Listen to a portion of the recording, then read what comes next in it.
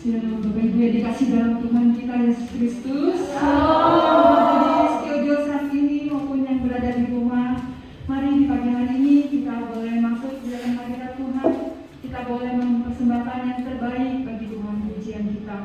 Kami sebelum kita akan berdoa. Tuhan Yesus, terima kasih Bapa kalau pada pagi hari ini kami boleh datang di hadapan Tuhan mengucap syukur.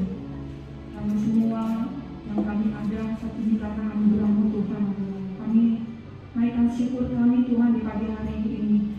Kami mau memberikan yang terbaik bagi-Mu ya Tuhan. Pujian syukur kami Tuhan hanya untuk kemuliaan bagi nama-Mu Tuhan. Layakan kami Tuhan, layakan kami Bapa, agar kami masuk dalam hadirat-Mu di pagi hari ini menjelang siang Tuhan.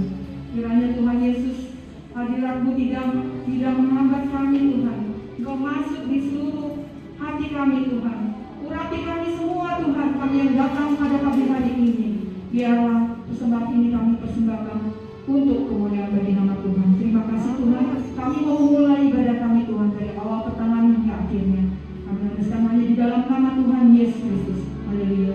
Amin. Mari kita memuji Tuhan pada pagi hari ini. Kita mau berikan yang terbaik bagi Tuhan. Karena kita ada saat ini karena kasih-Nya. Tanpa kasih-Nya kita tidak mungkin berada di tempat ini. Semua karena anugerah Tuhan. Kita akan pujian ini.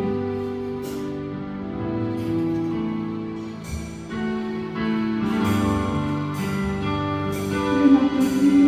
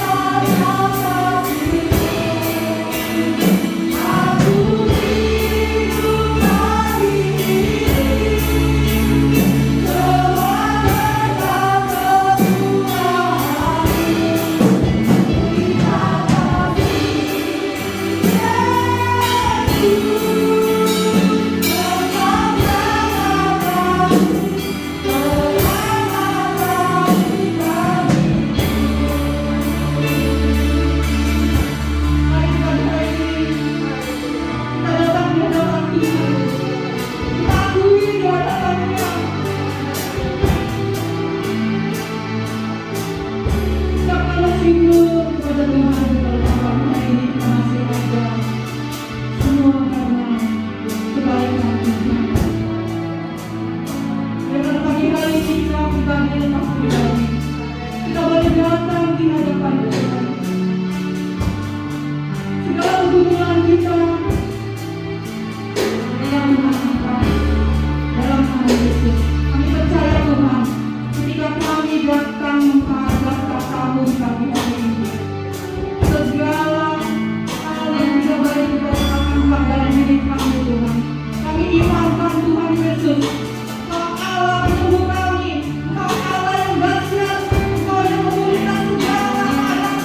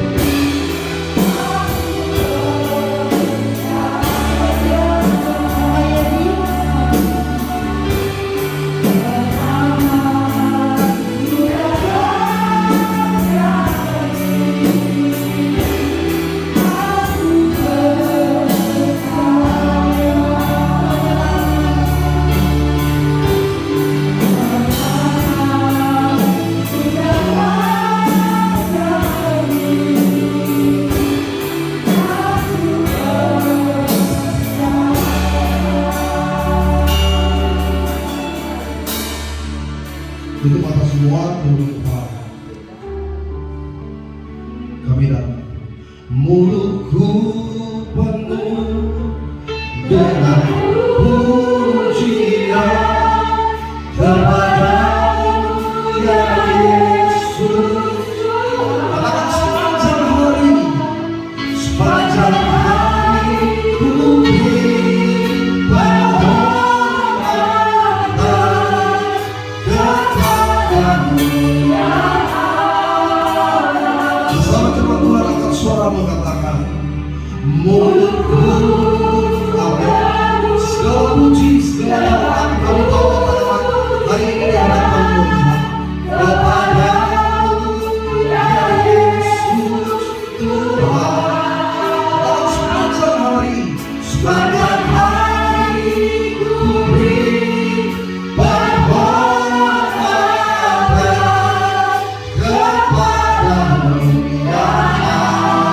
Mari kita bersyukur.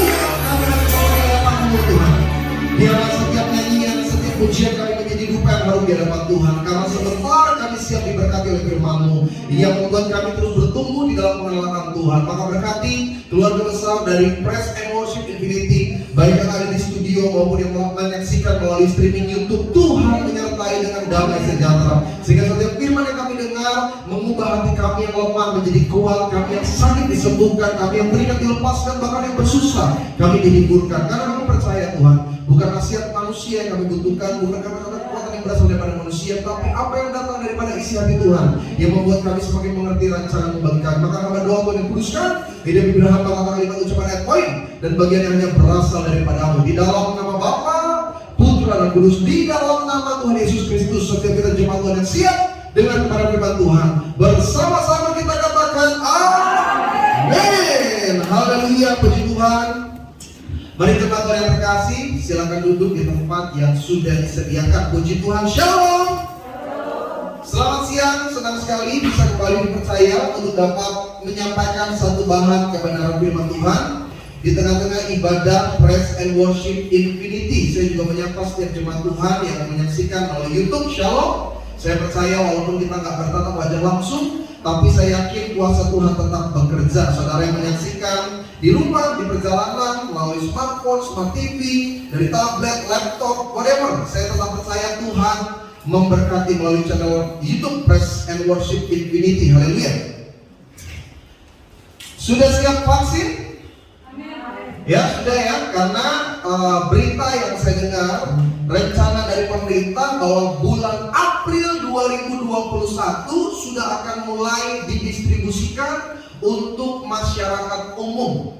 Jadi memang dari awal tahun itu hanya tim medis garda paling depan, baru tokoh-tokoh agama atau mereka public figure itu sudah boleh vaksin. Saya sudah divaksin dari kemarin minggu lalu. Kalau sekarang tanggal 22, satu minggu yang lalu saya sudah divaksin.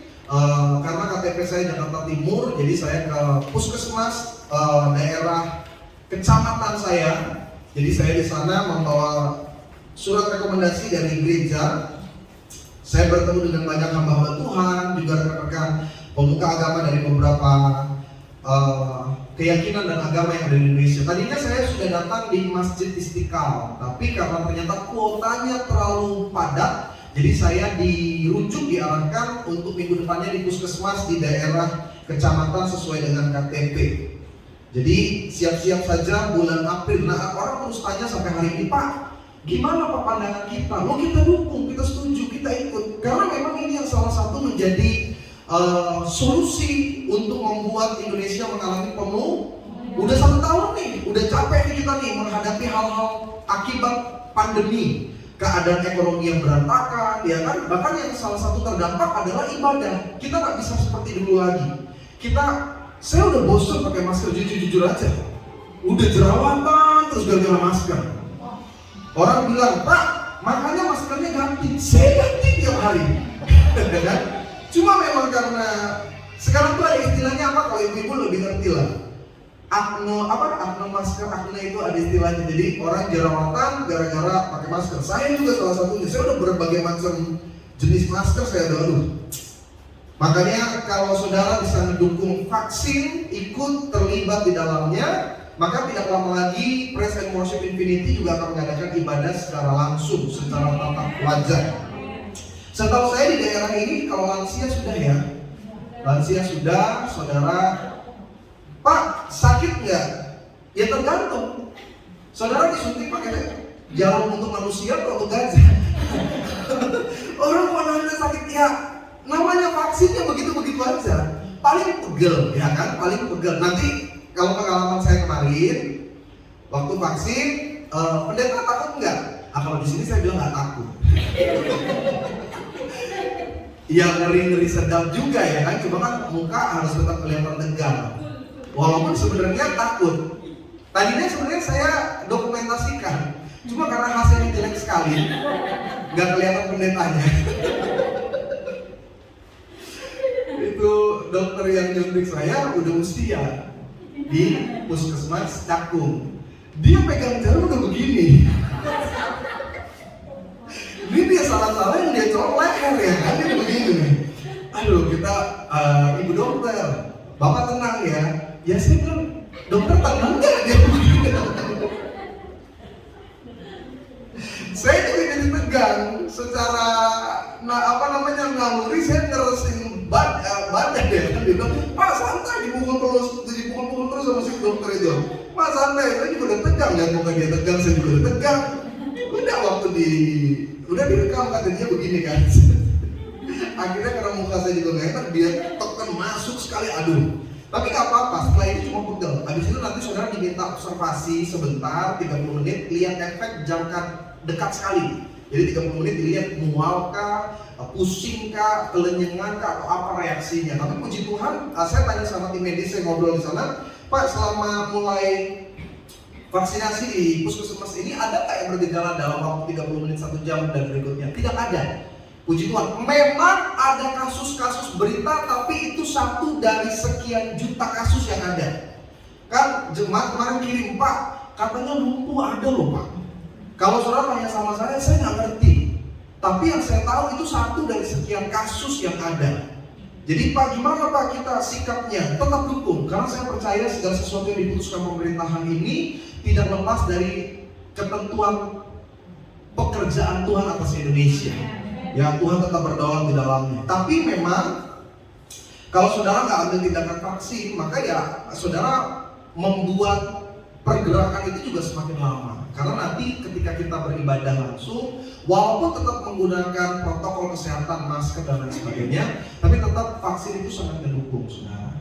Jadi dukung dan doakan terus supaya bangsa kita bisa mengalami pemulihan dengan lebih cepat. Karena tadinya kan kabarnya baru bulan Juni, Juli, Agustus baru didistribusikan kepada masyarakat. Tapi puji Tuhan, rencananya April ini sudah bisa didistribusikan. Itu saja yang saya mau sampaikan mengenai vaksin. Sama-sama kita mau masuk ke dalam kebenaran firman Tuhan. Hari ini saya mau bahas tentang anak-anak kerajaan yang bermentalkan raja. Sama-sama bilang sama saya, mental raja. Karena gini saudara, salah satu efek yang terjadi ketika kita mengalami pandemi, orang mengalami beban psikologis. Maksudnya rasa takut yang membuat mereka sulit untuk melangkah. Mereka menduga-duga Kalau berhasil, kalau enggak gimana Pak? Kalau sukses, kalau enggak gimana? Orang sekarang lebih banyak memberikan dampak ragu atas setiap hal, tindakan, keputusan yang mereka mau ambil. Contoh orang mau berbisnis, orang sekarang takut sekali. Banyak yang hubungin saya, Pak, nanti gimana? Saya bilang langkah aja, Tuhan beserta kita. Tapi kalau gagal Pak, kalau nggak untung Pak, kalau ternyata kalah saingan Pak, kalau ternyata modalnya nggak kuat Pak, kalau ternyata tempatnya nggak hoki Pak, kalau ternyata. Jadi ada banyak orang untuk masuk ke dalam langkah sukses itu nggak pernah berhasil karena mereka terlalu ragu. Kenapa? Mentalnya. Seringkali dia pintar, modalnya cukup, kesempatannya ada. Kenapa dia nggak pernah mau melangkah? Mentalnya nggak ada. Sampai sini saudara paham nggak maksud saya? Orang sukses itu kan nggak selalu didasari oleh kemampuan lebih. Ada kalanya orang sukses karena dia punya mental. Dia percaya, dia yakin waktu dia melangkah, dia akan mencapai kemenangan. Nah repotnya ada banyak orang sudah dipersenjatai layaknya seorang tentara di medan perang. Sudah ada helmnya, sudah ada anti pelurunya, sudah ada senapannya. Tapi kalau mentalnya mental tempe, nggak akan pernah maju. Tapi kalau orang walaupun nggak pakai perlengkapan, dia cuma pakai bambu runcing misalkan, tapi mentalnya adalah mental pemenang, dia akan melangkah. Sampai sini saudara paham nggak maksud saya?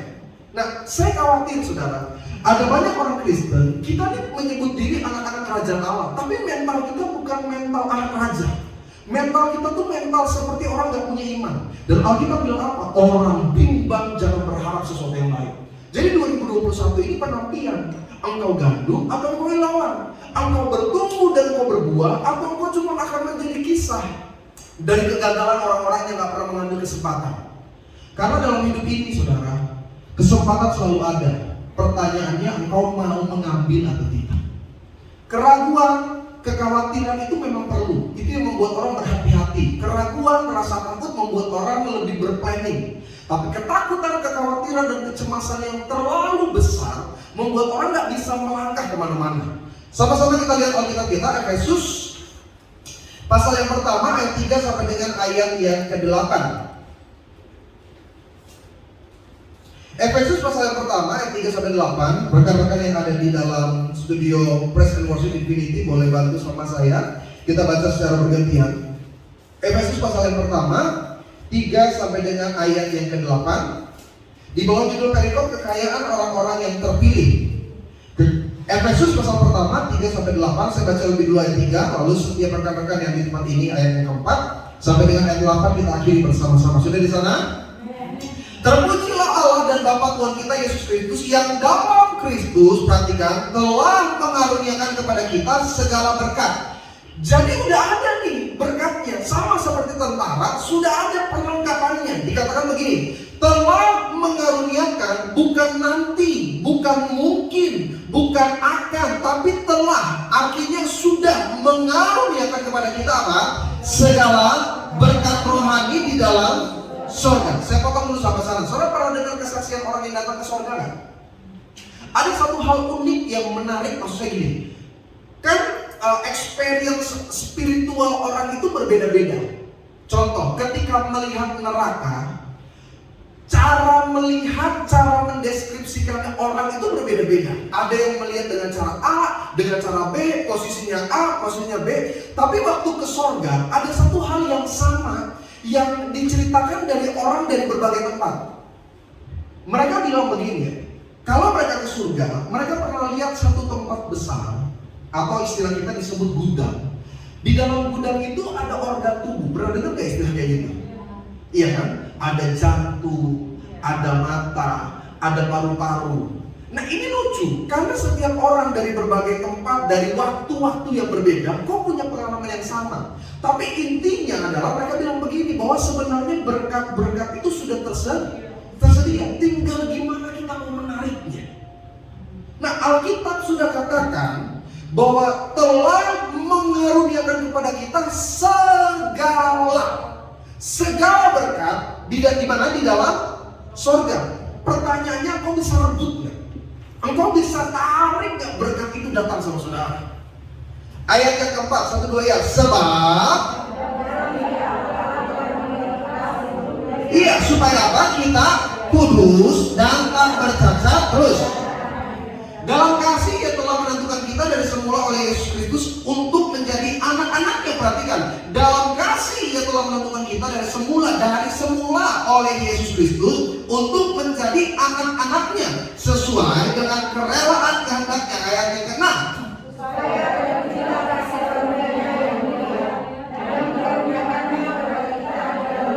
Yang sebab di dalam Dia oleh darahnya kita beroleh penebusan, yaitu pengampunan dosa menurut kekayaan kasih karunia-Nya. Ayat yang ke-8 apa katanya? Ya.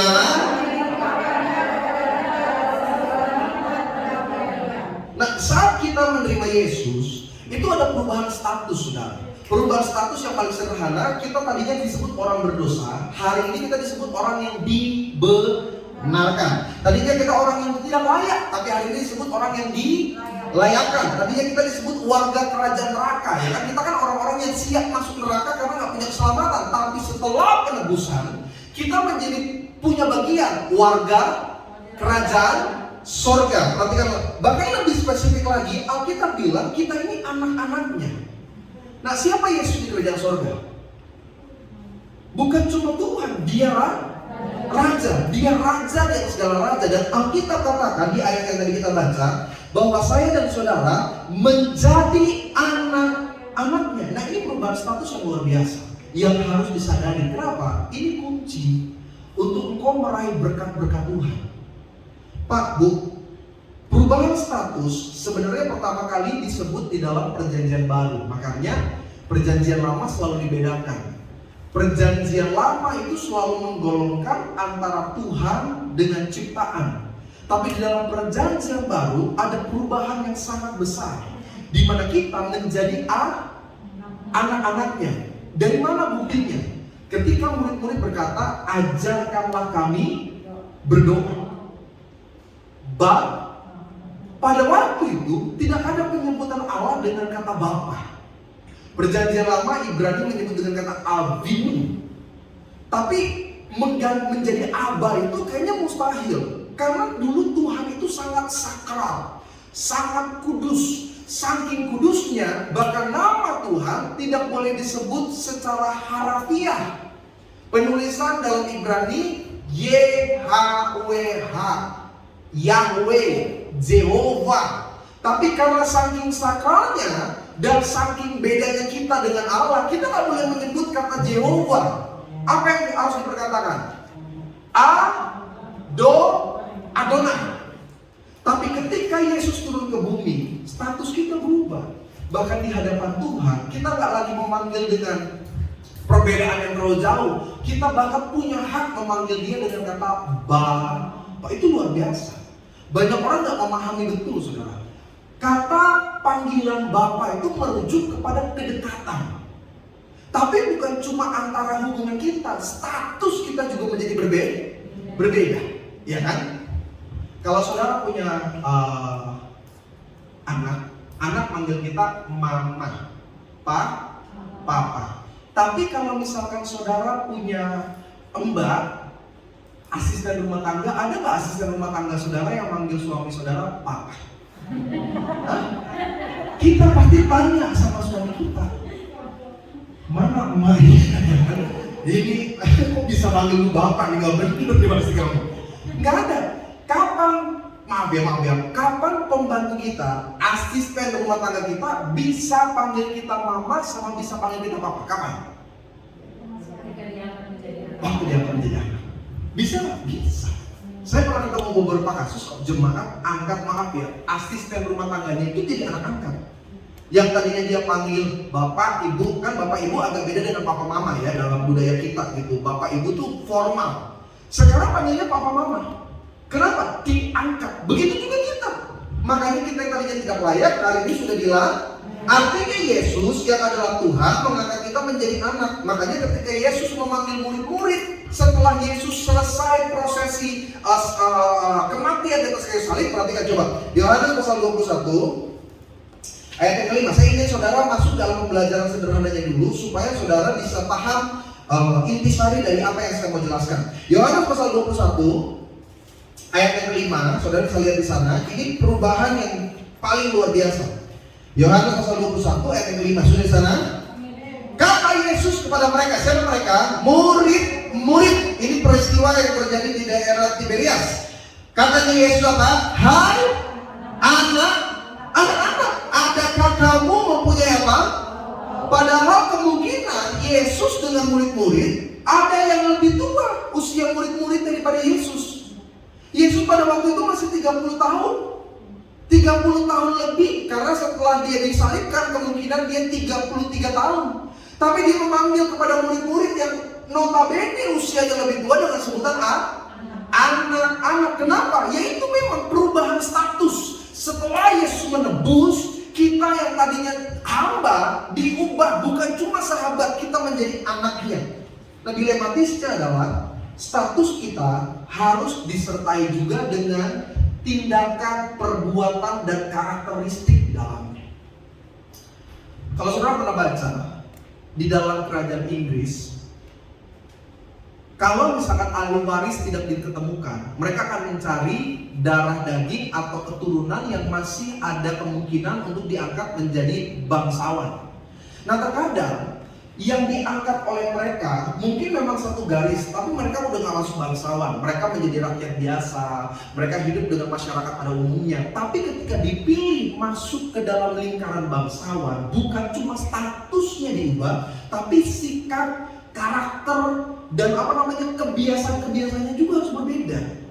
Dulu dia makan sembarangan, tapi waktu masuk dalam dunia bangsawan ada tata ramanya. Tadinya pakaiannya suka-suka, tapi ketika dia masuk dalam golongan bangsawan, cara pakaiannya berubah, cara berkata-katanya, cara dia berpikir juga berbeda. Nah, yang repot orang Kristen, kita sebut diri anak kerajaan Allah, tapi nggak ada perubahan dengan orang dunia. Saya sendiri saudara paham nggak maksud saya? Kita menyebut diri anak kerajaan Allah, tapi karakter kita kayak anak kampung.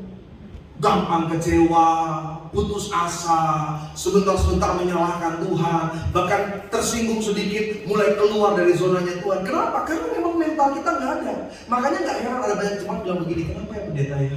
Saya kalau dengar kesaksian orang tuh dahsyat gitu. Kayaknya kalau dengar kesaksian orang tuh luar biasa. Kok kenapa ya keluarga saya tuh nggak ada yang ngalamin kayak gitu? Jawabannya sederhana, karena jangan-jangan memang engkau bukan anak raja yang sebenarnya. Engkau benar-benar bukan memiliki status yang jelas, yang tercatat resmi dalam kerajaan Allah. Kita cuma sekedar status keagamaan.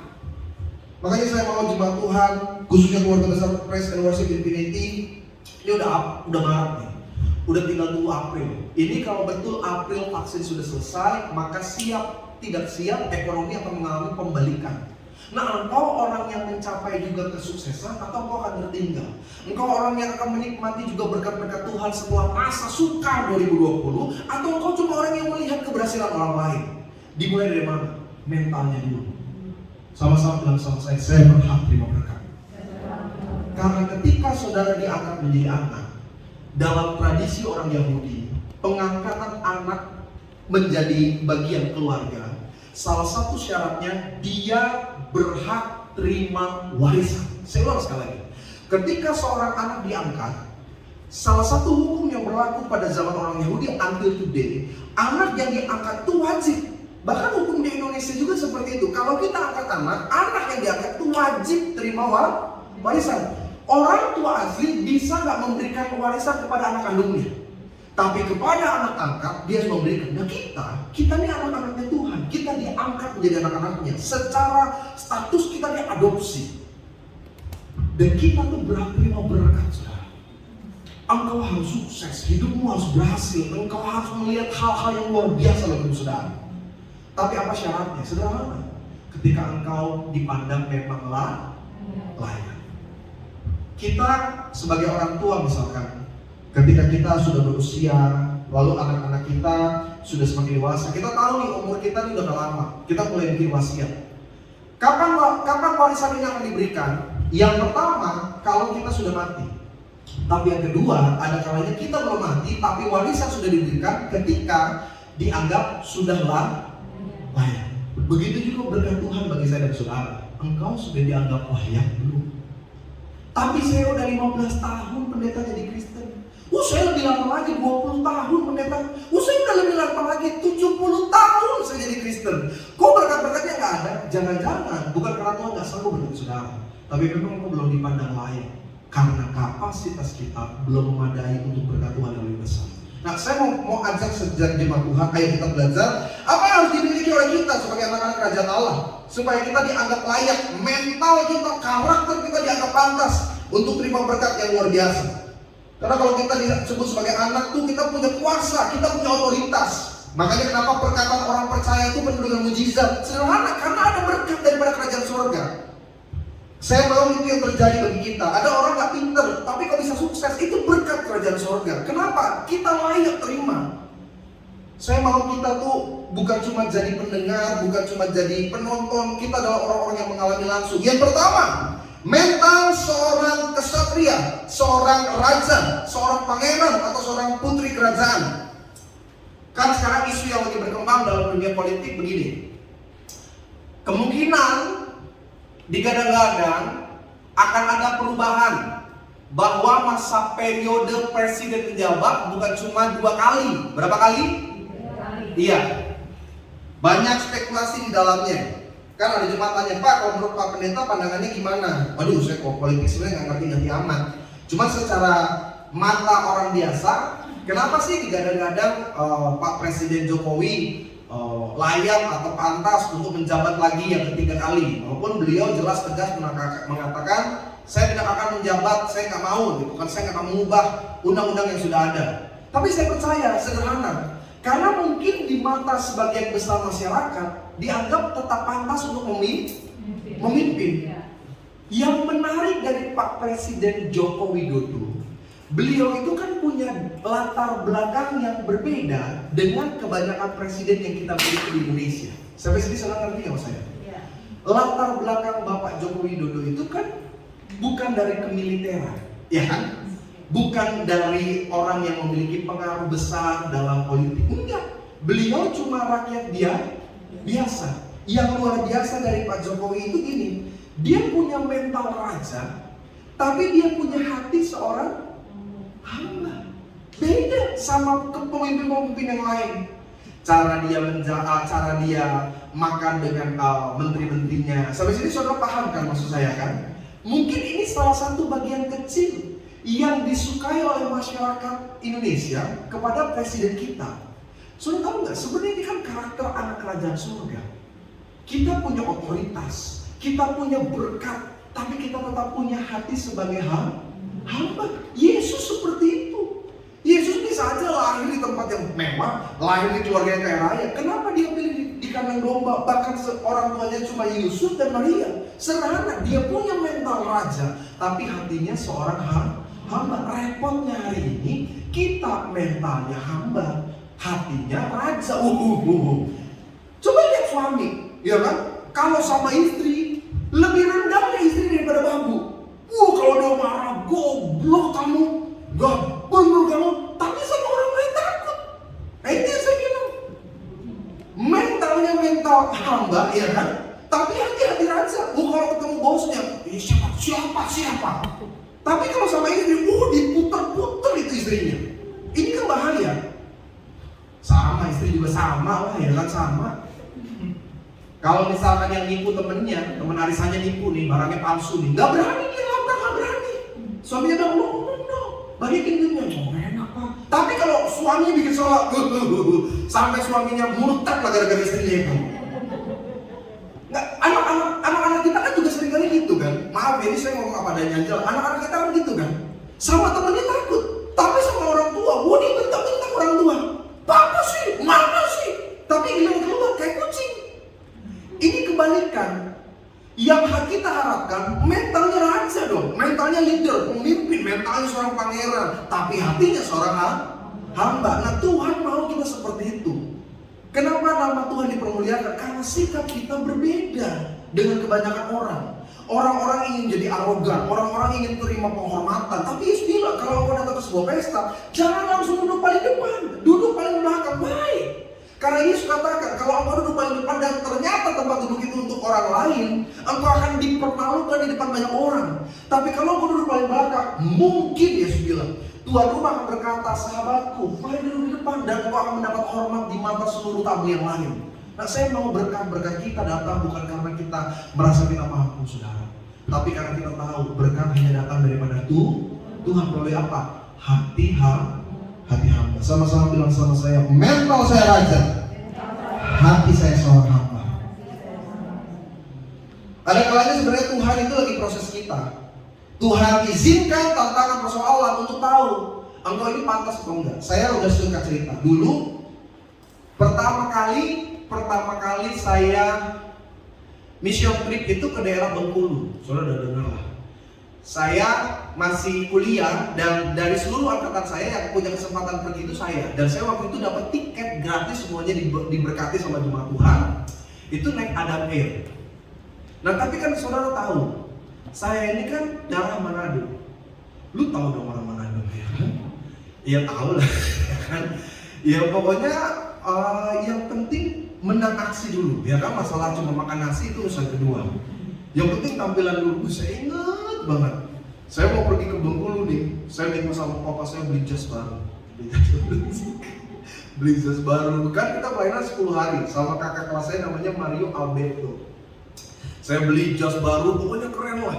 Saya nggak ngerti konteks mission trip. Mission trip itu tuh ke daerah-daerah yang biasa. Tapi karena hati saya hati raja, ya kan. Wih, pokoknya kayak pendeta betul loh. Mau naik pesawat lagi kan, waktu itu ADMR masih ada. Itu tahun berapa? 2004 kalau nggak salah. Jadi kita udah berangkat kan. Bayangin kita berangkat pesawat jam 6. Jam 2 malam saya udah di bandara. Udah pakai nasi, ya kan. Pokoknya kelihatannya kayak orang hebat mau pergi keluar lah. Saya pakai koper, kan papa saya ada koper yang besar tuh, saya bawa tuh segala macam lah saya masukin di situ. Itu masih zamannya Discman itu, masih zamannya Discman. Baru-baru muncul MP3 itu, nah itu saya pakai, saya bawa Alkitab saya pegang yang bagus ya kan, karena mau pelayanan. Ternyata sampai Bengkulu, pikir saya bakal dijemput, kan pikiran saya kan kalau di Jakarta kan pendetaan gitu. Ternyata sampai sana nggak ada yang jemput, sampai bandara Bengkulu sepi, saya cuma duduk sendiri. Gak berapa lama, saya lihat teman saya namanya Usilani, orang Ambon ya, Usilani datang. Kok jalan kaki? Ternyata naik kendaraan umum. Lu bayangin gue pakai jas, pakai dasi ya kan? Pakai koper untuk keluar dari bus. Naik angkot. Waduh, itu jas mungkin udah basah ya kan, panas. Sampai di terminal, pikir saya udah sampai. Ternyata kita dari kota Bengkulu ke daerah Ketahun. Ketahun itu dulu tempat transmigrasi zaman Pak Soeharto itu, pemindahan orang-orang yang banyak di Jawa tuh pindah ke sana. Ya, daerah sawit semua di situ. Naiknya juga naik bak terbuka, pakai jas, pakai dasi. Tapi saya tetap merasa pendeta besar ya kan. Sepanjang jalan itu dasi dong ngewer-ngewer ke belakang.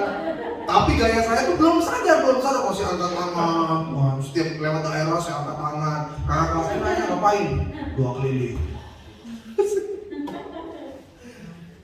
Masih jelas ya? Tapi kamera? Oke. Jadi waktu sampai sana, saya ingat betul, saya datang ke sebuah gereja kecil di sana. Kayak saya disambut sama istri pendeta, duduk di situ. Wah, pokoknya kayak orang hebat lah.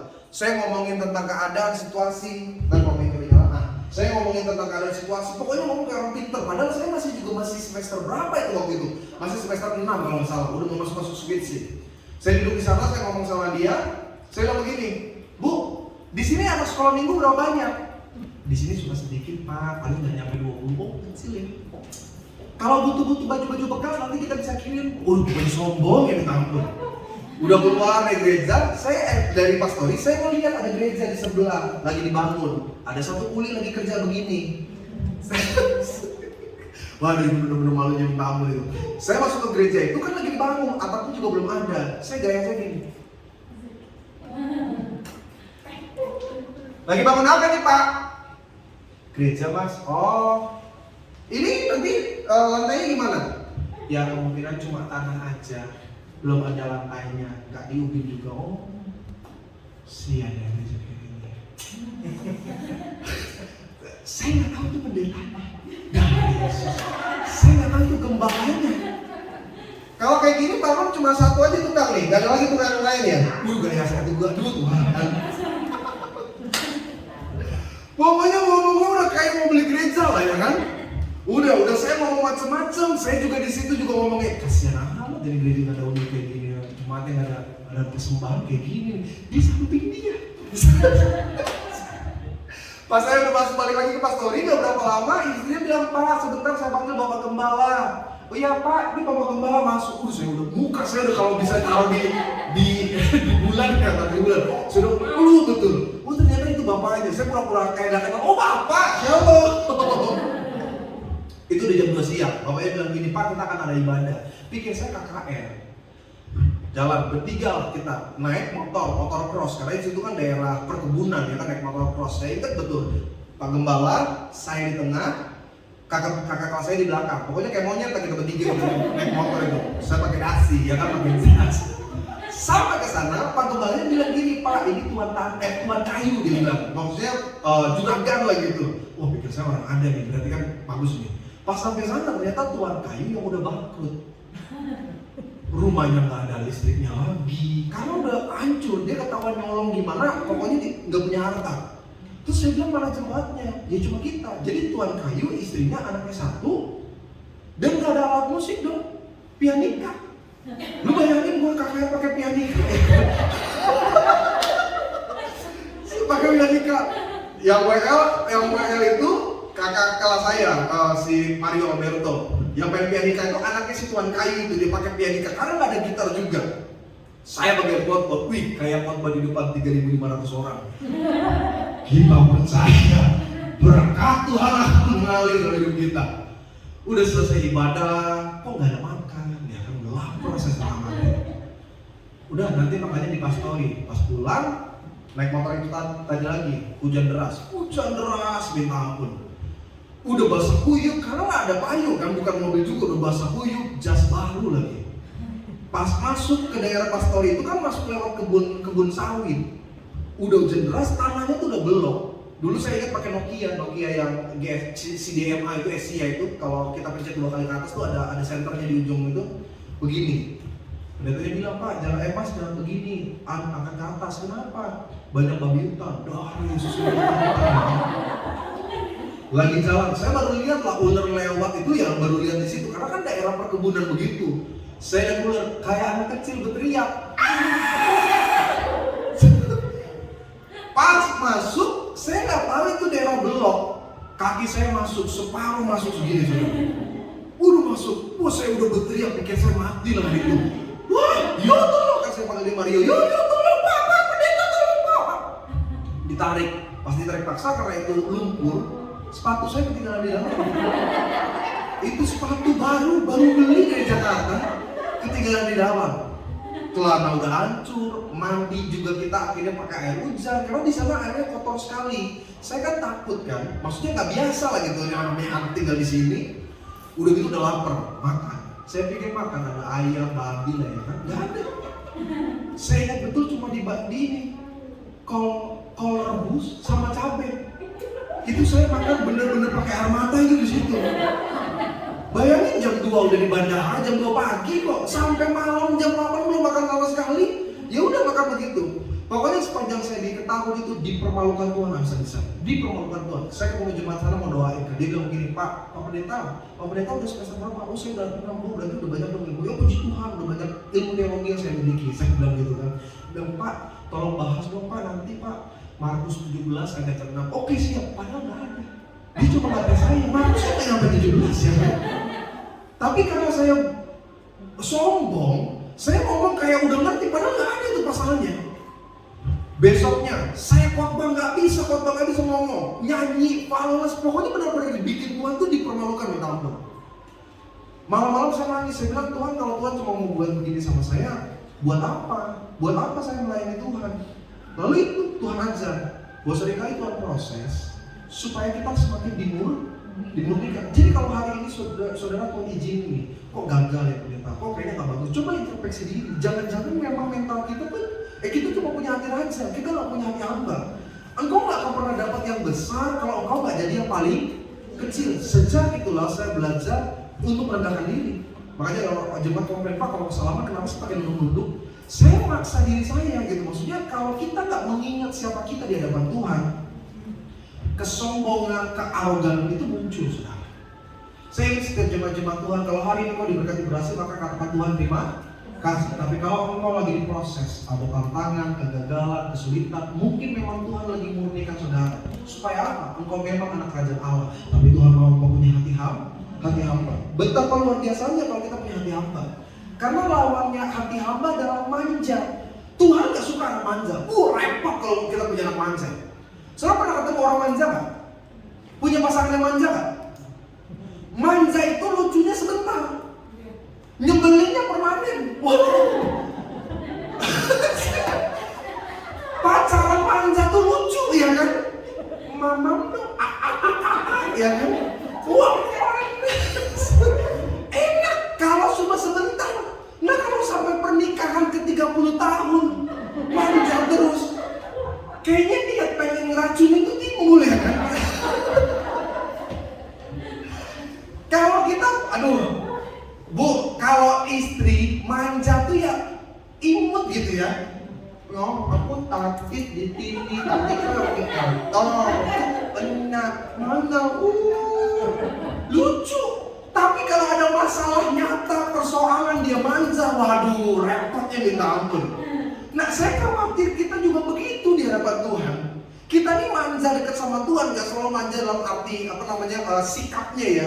Tapi kita manja setiap tantangan cuma nangis, komplain, kecewa. Saudara gimana mau jadi lebih kuat? Saudara gimana mau punya mental manja?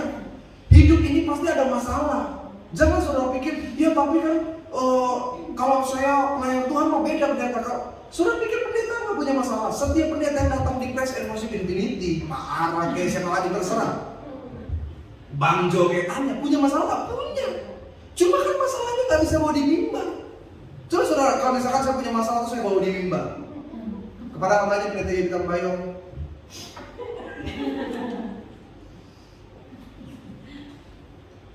saya lagi ngamuk saudara.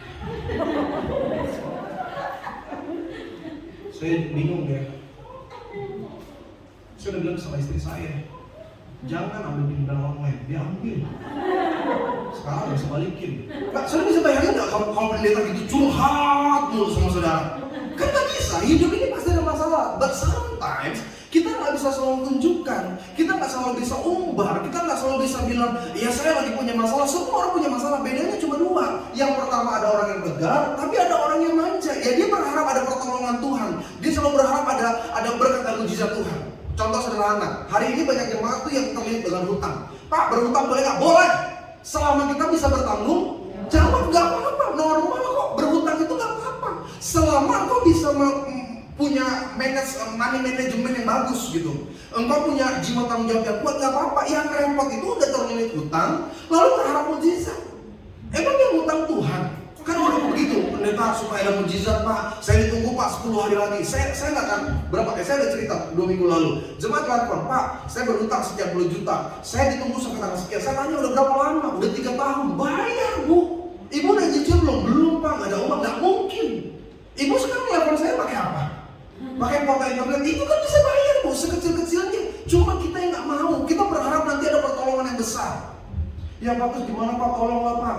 Ya saya tanya akhirnya sama dia, Ibu udah ngomong sama suami nggak? Ternyata dia nggak ngomong sama suami. Saya bilang Ibu harus ngomong, karena itu bukan lagi 2 tapi 1. Ibu harus ngomong sama suami. Ya Pak, tapi nanti suami saya marah. Itu konsekuensi Bu. Bapak tega melihat saya, nggak apa-apa saya bilang. Saya bilang nggak apa-apa. Daripada nanti suami tahu dari orang lain, sampai sini saudara ngerti nggak mas saya?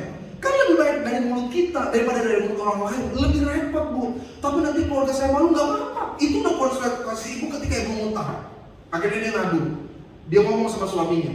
Dia telepon lagi berapa hari, Pak, tapi belum ada mujizat datang. Ya iyalah, sesederhana itu lah Bu. Ibu harus cari upaya, coba cari solusi, ngomong sama pihak yang mengutang ibu. Bisa nggak dicari jalan yang lain? Diperjuangkan. Bapak bisa nggak Pak menengahi kami? Enak aja. Gua nikmatin uangnya juga kagak ya kan? Tiba-tiba menengahi. Enggak, udah berapa kali jemaat kayak gitu sama saya, jahat, udah jahat. Manggil saya Pak pengurapan rumah, ternyata hari itu debt collector datang, berharap saya ngomong, kan kurang ajar ya kan? Ini pikiran saya indah nih, datang, minta pengurapan, pas datang, Pak, kok nggak pulang-pulang nih, saya nggak boleh pulang, sebentar Pak, datang. Ambon satu itu. Pas ketemu, ini Pak ngomong aja sama pendetanya, untung sama-sama Kristen. Dan dia tahu waktu itu kan saya di gereja yang sebelumnya ya kan, Oh Bapak pendetanya, ya sudah lah Pak, nggak apa-apa Pak. Tapi betul, saya bilang sama dia, gue nggak bisa ngomong selesaikan. Dia ngancam saya bilang apa? Pak, kalau kayak gini saya mau bunuh diri aja Pak. Saya udah nggak kuat Pak, saya mau mati aja. Saya bilang, Bu, kalau memang ada niat seperti itu, coba mulai dulu pemanasan. Nyalain motor, ya kan? Pegang knalpot pemanasnya, tempelin pipi. Coba 1-2 menit, cocok nggak ibu di situ? Nah, orang kan berpikir mati itu gampang gitu. Masalah saya selesai, ini kan mental orang yang maaf ya, hatinya tuh hati manja gitu. Nah ada banyak kita kayak gitu, ribut sama suami nggak cocok, cerai aja, pisah aja, pindah rumah aja, pisah kamar aja. Kita nggak pernah bertumbuh, Bu. Engkau nggak pernah diberkati lebih, kenapa? Engkau nggak sanggup menghadapi setiap persoalan. Maka berkatmu juga cuma berkat kecil. Kalau engkau menjadi punya berkat yang lebih luar biasa, milikilah mental juga seorang raja tapi hati seorang hamba. Lihat Yusuf, Daud, umat Israel, Tuhan sayang sama mereka, tapi Tuhan tidak memanjakan mereka. Anak manja tuh repot, anak manja tuh cuma nyusahin orang. Anak manja itu nggak akan pernah lihat kesempatan besar, karena dia cuma berharap orang lain yang tolong sama dia. Jadi saya berharap setiap jemaat-jemaat Tuhan, Pak, Bu, ayo coba lihat Yeremia 31 ayat ke-20. Lihat Alkitab saudara. Yeremia pasal ke-31 ayat ke-20. Satu kali Alkitab pernah membedakan, ada dua istilah kepada anak. Yeremia 31 ayat ke-20 sudah di sana.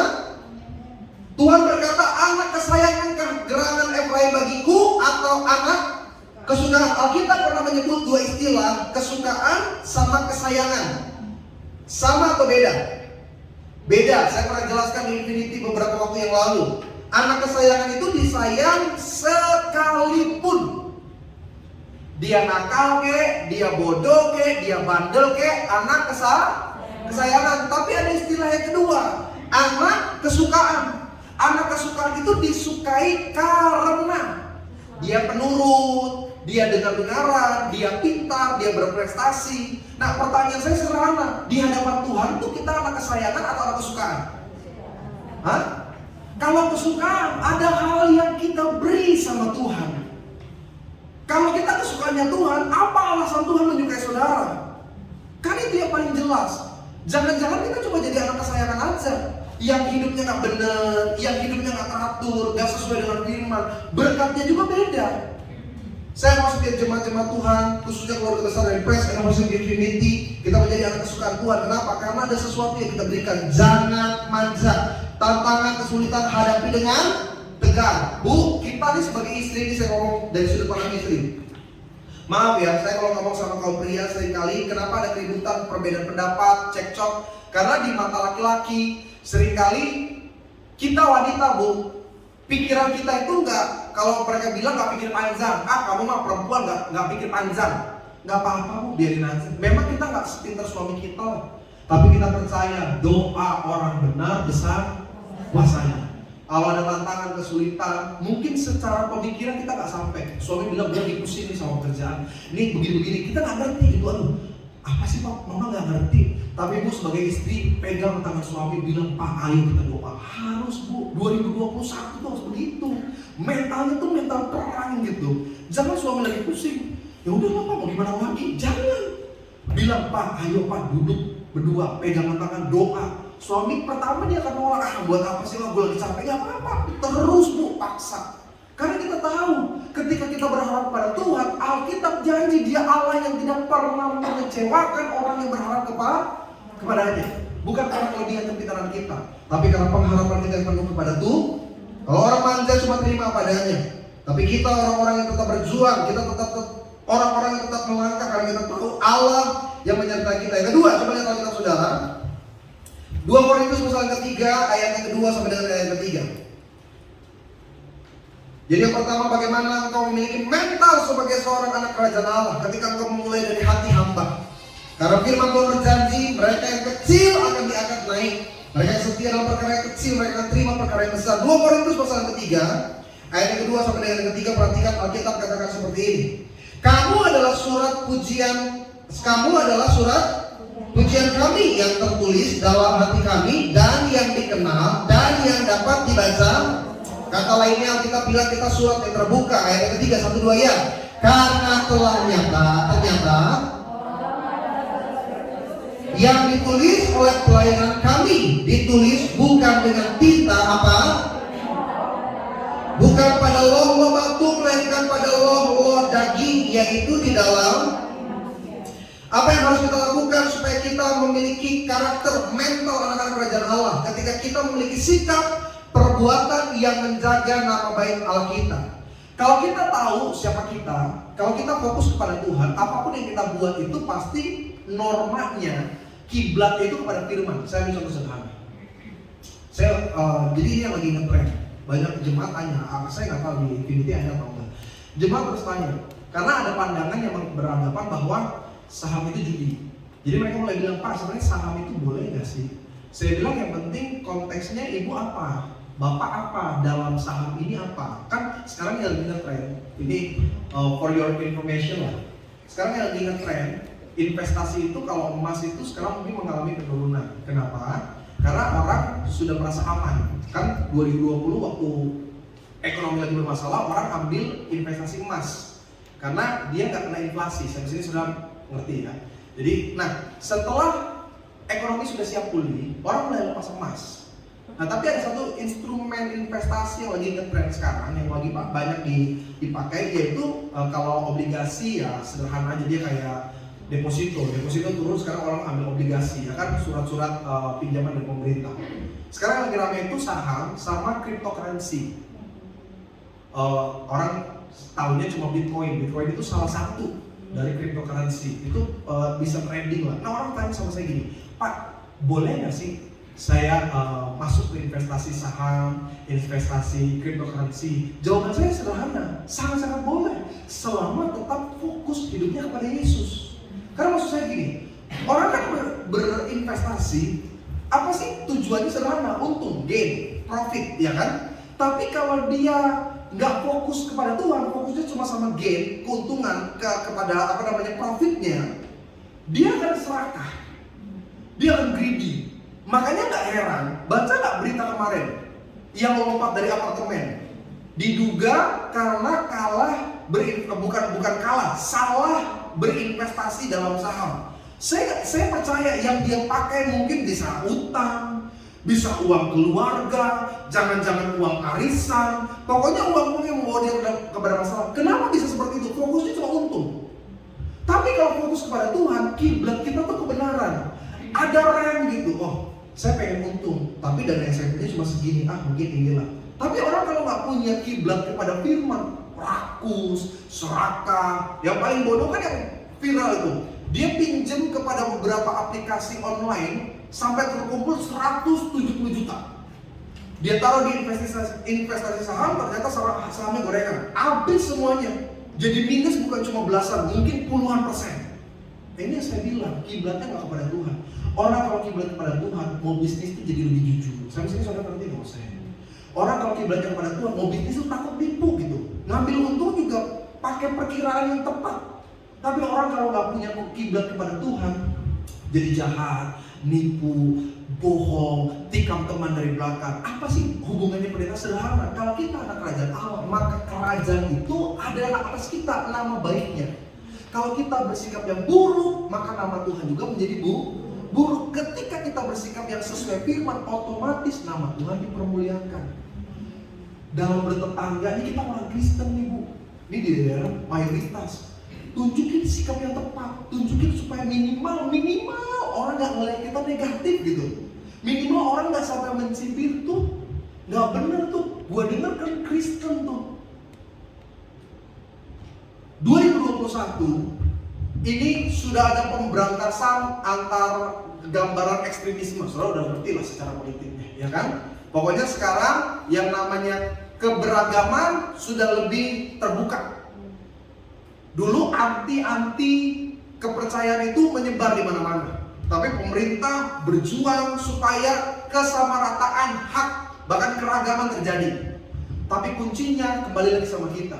Engkau bisa mempermuliakan Tuhan atau engkau justru mempermalukan orang-orang Kristen.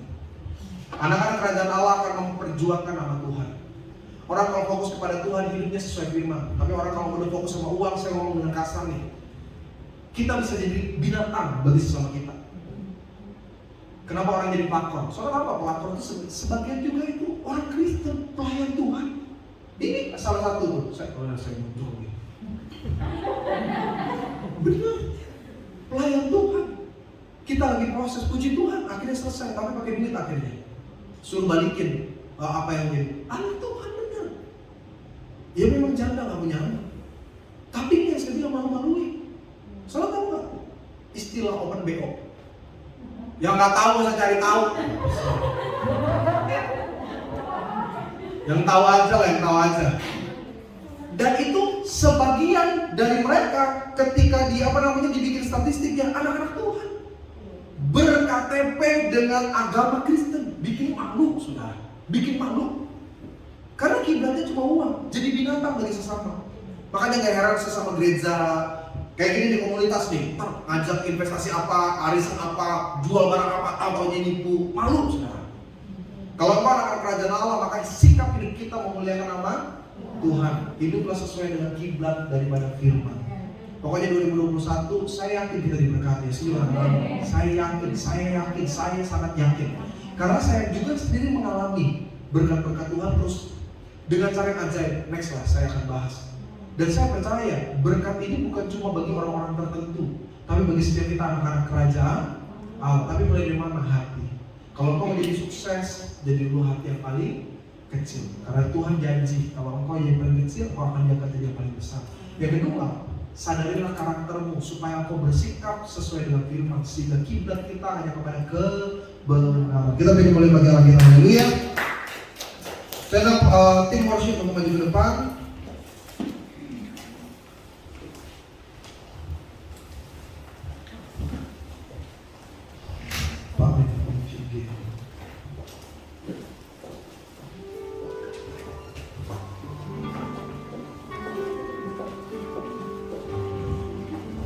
Selain mesti kita bagi berdiri, kita terima berkat daripada kebenaran firman Tuhan dan biarlah menjadi energi bagi kita. Bapa, Engkau mengenalku lebih dari siapapun. Engkau tahu ceritaku dan isi hatiku, dan isi hatiku. Tak peduli masa lalu, tak peduli masa lalu,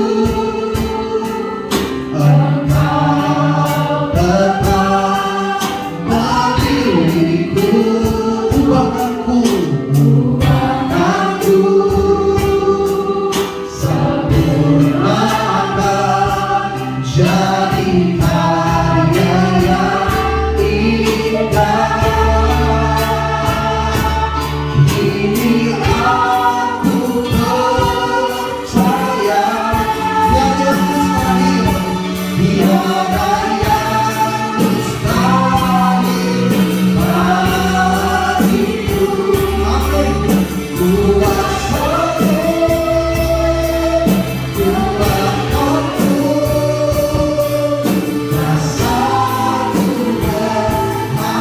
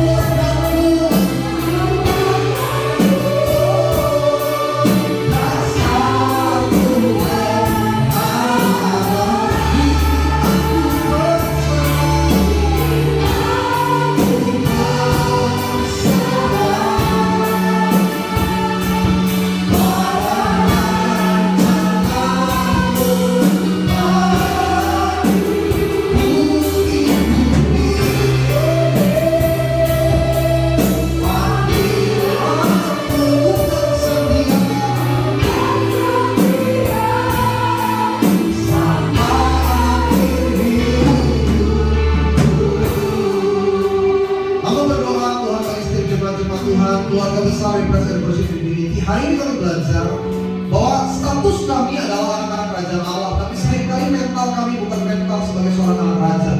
Mental kami lebih dikuasai oleh ketakutan, kecemasan. Tapi hari ini kami belajar Tuhan, bahwa bukan cuma status yang berubah, tapi cara kami berpikir juga harus berubah. Cara kami mengambil keputusan, cara kami melangkah, dan semua itu dimulai dari hati kami. Kami seringkali Tuhan, tanpa kami sadari kami dikuasai oleh kesombongan, arogansian, sehingga bukan hati hamba yang kami miliki. Kami mengingat Engkau Yesus, Engkau Raja di atas segala raja. Tapi Engkau datang ke dunia, maka Engkau bersikap berperilaku seperti seorang hamba. Maka ketika murid-murid bertanya, Guru, kenapa Engkau membasuh kaki kami? Yesus mengajar kami bahwa status kami harus disertai dengan hati. Ketika hati kami dipandang layak, ketika hati kami berkenan di hadapan Tuhan, dengan otomatis keberhasilan, kesuksesan, kejayaan, bahkan berkat menjadi bagian dalam kasih kami. Apa berdoa Tuhan agar setiap kami, keluarga besar Presiden Worship Infinity, memulai kekristenan kami dengan lebih sungguh dari hati kami Tuhan. Ajar kami Tuhan punya hati hamba, hati yang mau melayani, hati yang mau memahami orang-orang di sekitar kami, hati yang mau melayani, supaya melalui hidup kami nama Tuhan yang dimuliakan. Yang kedua, ajar kami Tuhan untuk selalu menyadari status kami anak kerajaan Allah. Maka kami harus menjaga nama baik, kami harus menjaga kredibilitas kami supaya Tuhan dimuliakan di hidup kami. Ampuni Tuhan, seringkali perkataan kami, sikap kami, perbuatan kami memalukan nama Tuhan. Tapi 2021 Tuhan, kami keluarga dari Presiden Worship Infinity, kami mau muliakan Tuhan bukan hanya dari ibadah kami, bukan hanya dari aksesoris kami, tapi mulai dari sikap perbuatan kami. Di dalam keluarga kami menjadi istri yang lebih baik, kami menjadi suami yang lebih baik, menjadi anak-anak yang lebih baik Tuhan. Baru di lingkungan di luar keluarga, antar tetangga, sampai dengan di komunitas kami, di tempat kami berbisnis, berusaha, berdagang, Tuhan pakai kami Tuhan, supaya orang melihat Kristus dari sikap perbuatan kami. Hamba doa Tuhan, agar keluarga besar dari Presiden Worship Infinity betul-betul mengalami perubahan, lebih dewasa. Bukan hanya keterlibatan kami dalam ibadah-ibadah ini, tapi betul dengan sungguh-sungguh ada perubahan dari hidup kami memuliakan nama Tuhan. Haleluya. Kini aku percaya tiada yang mustahil bagimu. Kuasamu, kuatku, rasaku berharap. Katakan kini aku berserah.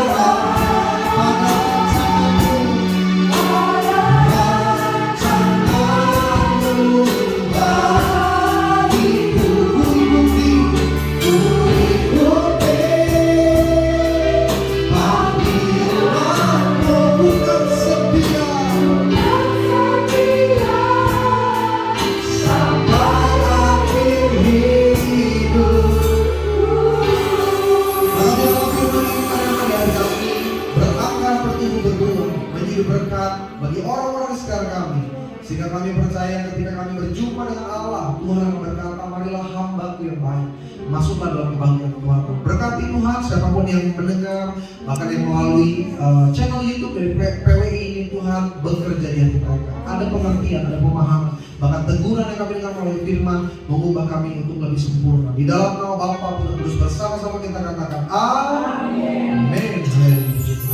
Kita akan masuk di dalam sesi perjamuan kudus. Bagi jemaat-jemaat Tuhan yang terkasih, kalau saudara di rumah tidak memiliki hosti atau anggur seperti yang kami pegang, jemaat Tuhan yang dari rumah, saudara jangan khawatir, saudara dapat menggantinya dengan potongan roti kecil atau dengan sirup yang ada di rumah saudara. Karena perjamuan kudus itu bukan bahannya. Kan ada orang yang bilang, Pak, kalau saya pakai biskuit apakah kuasanya sama? Yes, karena bukan apa yang menjadi hostinya, tapi apa yang menjadi iman saudara. Begitu juga kita yang ada di tempat ini. Indonesia siap menghadapi perubahan. Nanti akan ada doa Masing-masing ayo doa supaya engkau gak ketinggalan berkat Tuhan di 2021. Supaya ketika ada perkembangan, engkau juga menjadi orang-orang yang menikmati berkat Tuhan yang dicurahkan. Doa, katakan dengan iman, aku berhasil, aku diberkati. Saudara yang mengalami resesi ekonomi, saudara yang sedang mengalami betul-betul kesulitan dalam pendanaan dan lain sebagainya, doa. Tuhan yang punya berkat, saudara. Alkitab bilang begini, telah dikaruniakan segala berkat. Berkat-berkat dari kerajaan, rebut berkat itu. Berkat keberhasilan, berkat tempat tinggal, apalagi yang sudah butuhkan, kendaraan, apalagi yang kau butuhkan, damai sejahtera, apalagi kesehatan. Doa supaya apa yang Tuhan janjikan terjadi nyata bagi hidup saudara. Kita angkat roti di atas kepala kita, siapkan hati. Kalau saudara sedang sakit, ada berkat kesembuhan di tangan saudara. Kalau engkau sedang kekurangan, ada berkat-berkat keuangan yang Tuhan sudah sediakan di tangan saudara. Engkau yang sedang difitnah, engkau yang sedang dirancang yang jahat, ada berkat-berkat jalan keluar di tangan saudara. Kuncinya hanya satu, percaya dengan sungguh, jangan bimbang. Bersama dengan saya dalam nama Tuhan Yesus Kristus, inilah roti yang turun dari sorga.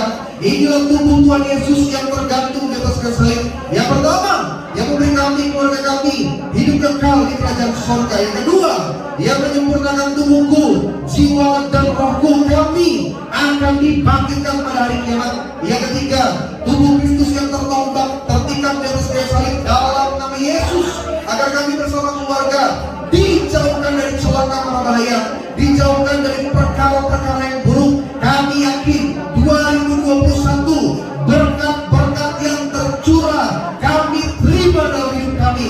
Kami tolak gagal, kami tolak miskin, kami tolak bangkrut, karena kami percaya setiap kutuk sudah dihancurkan di atas kayu salib. Aku bersama dengan pasanganku, anak-anakku, cucu, orang tuaku dalam berkat perlindungan Tuhan yang sempurna. Di mana melangkah, di mana berada, dijaga, dilindungi malaikat Tuhan, dijauhkan dari celaka, dijauhkan dari mara bahaya. Dalam nama Yesus, inilah roti yang turun dari surga, inilah tubuh Tuhan Yesus Kristus. Mari kita makan, inilah tubuh Tuhan Yesus Kristus, diberkati dalam nama Yesus.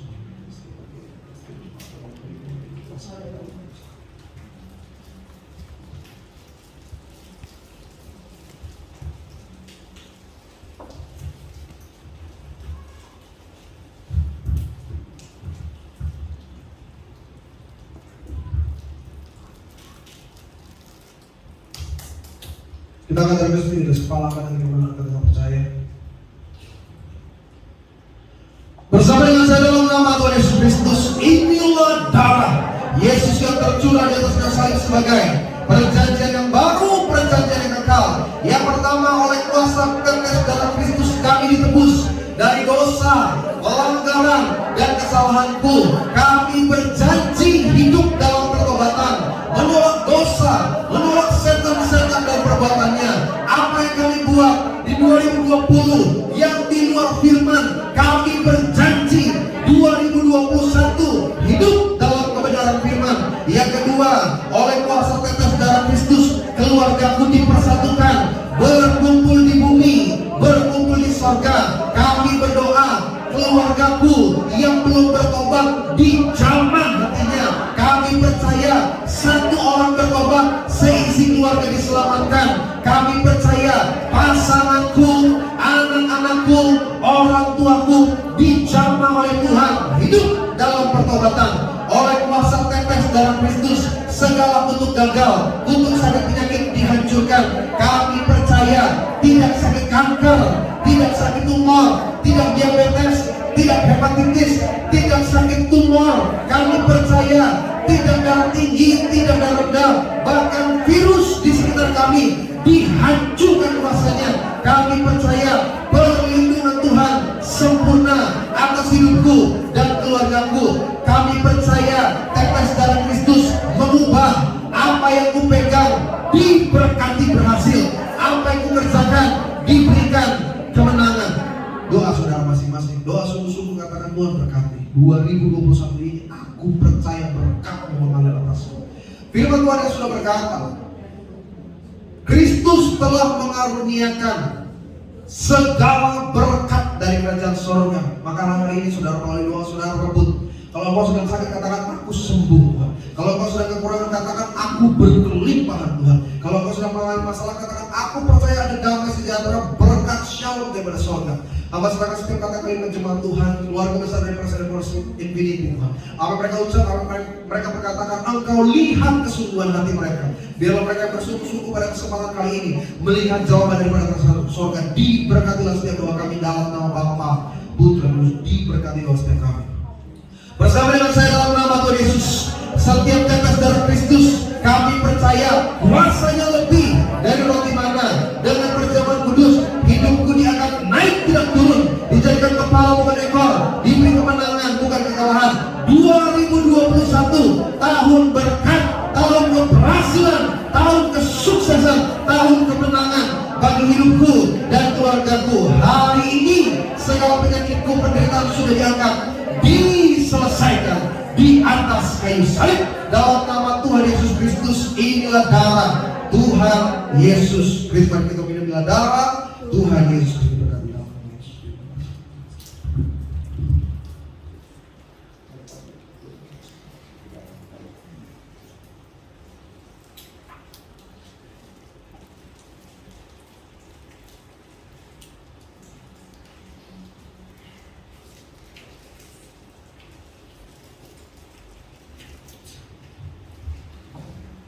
Kita akan masuk di dalam doa syafaat. Maka yang bertugas, waktu dan tempat saya persilakan.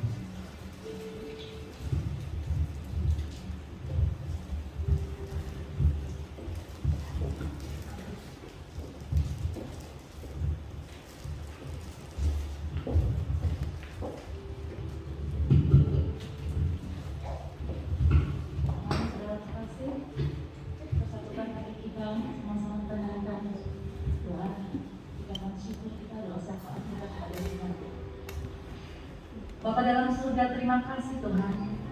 Terima kasih untuk pada siang hari ini Bapa. Terima kasih Tuhan untuk firman-Mu Tuhan yang disampaikan oleh Bapak Yedi Tambayu. Kami mau Tuhan untuk menjadi pelaku firman-Mu. Berikan hati kami sebagai hati hamba Tuhan. Berikan hati kami Tuhan Yesus mau melayani Tuhan Yesus. Terima kasih Bapa. Terima kasih Tuhan. Kami berdoa Tuhan Yesus untuk Bapak Yedi Tambayu Tuhan. Kau berkati pelayanannya Tuhan, Kau lindungi dia Tuhan Yesus. Dimanapun dia melangkah, ada urapan Tuhan, penyertaan sempurna Tuhan untuk Pak Yedi dan beserta keluarganya Tuhan, istri dan anak-anaknya Tuhan. Mereka semua sehat sempurna Bapak. Terima kasih Tuhan, terima kasih Bapak. Kami sepakat berdoa untuk Indonesia Tuhan Yesus. Kau berkati Tuhan Yesus, Bapak Jokowi Tuhan. Kau berikan hikmat-Mu Tuhan, dalam memimpin bangsa kami Tuhan. Tuhan Yesus, kami berdoa untuk vaksin Tuhan Yesus yang kami berikan Tuhan Yesus kepada seluruh masyarakat Indonesia. Vaksin ini adalah vaksin yang terbaik Tuhan, yang Tuhan dikirim Tuhan untuk kami, yang Tuhan berikan untuk kami, jadi kesehatan Tuhan Yesus untuk tubuh kami Tuhan. Terima kasih Bapak, terima kasih Yesus. Kami akan menjadi pemenang Tuhan Yesus untuk virus corona ini Tuhan. Kami percaya virus corona ini Tuhan Yesus akan hilang Tuhan Yesus, dalam nama Tuhan Yesus.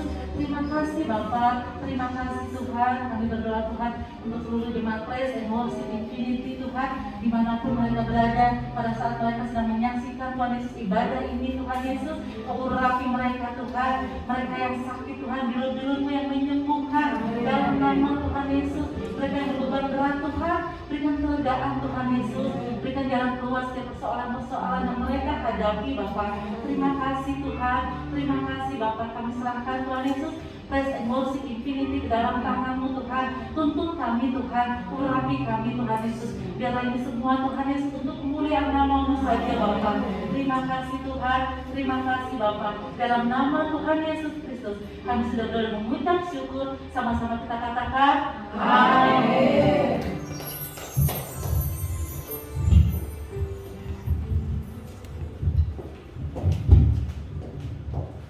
Kita telah diberkati oleh firman Tuhan pada siang hari ini. Kita boleh tetap melakukan firman itu di dalam kehidupan kita. Kita dengan semangat, kita percaya bahwa tidak ada yang mustahil bagi Tuhan. Amin. Apapun keadaan kita saat ini, mari kita nyanyikan pujian. Allah kita, Allah yang sanggup untuk memenuhi segala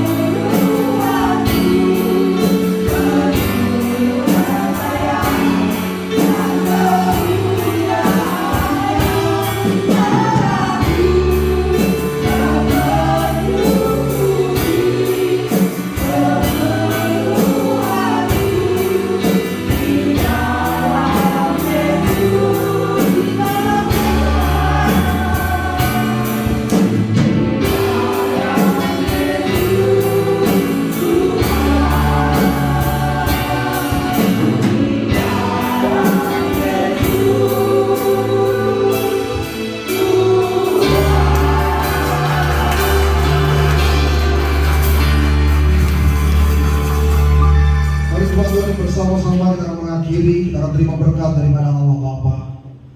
Mari angkat tanganmu, arahkan hatimu, pandang Yesus. Dialah sumber berkat, sumber damai sejahtera, sumber pertolongan, sumber segala hal dalam hidup saya dan hidup saudara. Maka umat Tuhan yang terkasih, apapun kata berkat yang kau dengar pada saat ini, terimalah dengan sungguh dalam iman saudara. Karena Yesus sendiri pernah berkata dalam firman-Nya, terjadilah sesuai dengan imanmu. Lihatlah tangan-tangan kami yang terangkat Tuhan, baik kami yang di studio maupun kami yang menyaksikan melalui streaming YouTube dari channel Praise and Worship Infinity. Lihatlah tangan kami berharap kepada Tuhan, dan biarlah berkat-berkat daripada surga turun dan tercurah. Maka umat Tuhan dengan kuasa otoritas daripada Allah hamba berkata, diberkatilah engkau bersama dengan keluargamu, diberkatilah engkau dalam setiap pekerjaanmu, usaha, bisnis, karir, perekonomian dan masa depan saudara. Diangkatnya hidupmu naik dan tidak turun, dijadikan engkau kepala bukan ekor, diberikan kemenangan bukan kekalahan. Diberkatilah kesehatanmu dari ujung kepala sampai ujung kaki. Lihatlah tangan-tangan kami Tuhan berkat yang baru tercurah. Tanganmu diberkati tangan orang berhasil, tangan orang sukses. Apa yang kau pegang, apa yang kau kerjakan, Allah buat berhasil dalam kehidupanmu. Umat Tuhan, terimalah berkat, rahmat, anugerah dari Allah Bapa, cinta kasih dari Tuhan Yesus Kristus dan persekutuan yang manis bersama dengan Roh Kudus. Mulai hari ini, besok, lusa, sampai Maranatha, Tuhan datang kali yang kedua menjemput setiap kita mempelai yang setia menjadi bagian dalam kerajaan Allah. Setiap kita yang percaya diberkati oleh Tuhan. Bersama-sama umat Tuhan kita katakan amin.